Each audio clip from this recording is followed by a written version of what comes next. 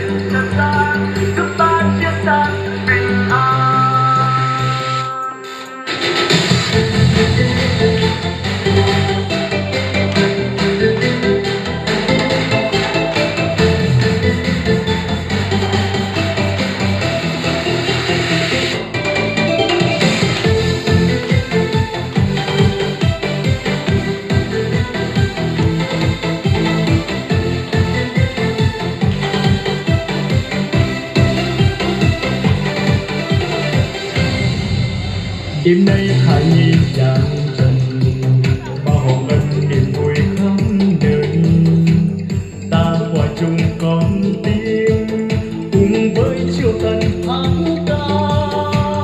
Đêm nay niềm vui đến với muôn nhà, tình yêu và sự vị tha.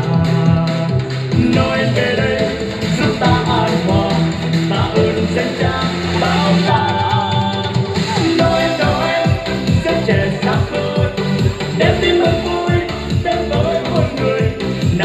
Cùng nhau về bên Hài Nhi Giêsu.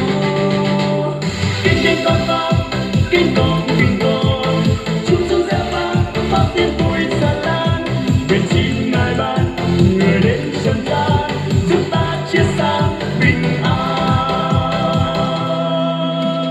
Na na na na na na na na na na na na.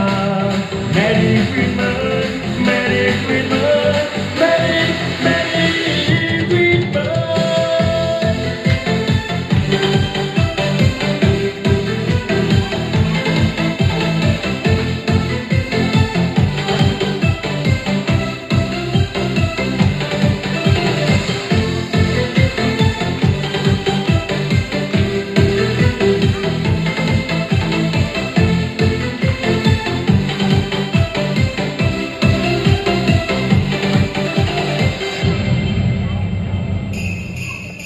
Đêm nay là đêm huy hoàng, tuổi trẻ bên Hài Nhi bé thơ.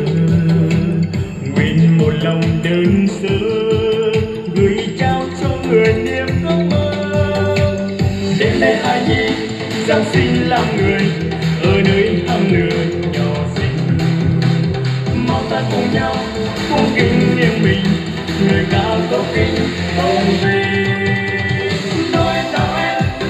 Trẻ xa khơi đến tim hơi vui đến với muôn người, nào ta cùng nhau về bên Hài Nhi Giêsu. Kinh kinh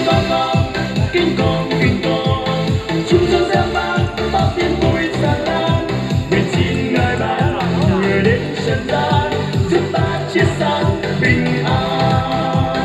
Noel sẽ trẻ xa khơi đến tim hơi vui đến với muôn người, nào ta cùng nhau về bên Hài Nhi Giêsu. Kinh kinh con, chúng ta gieo vang bao tiếng vui xa lan. Nguyện xin Ngài ban người đến trần gian,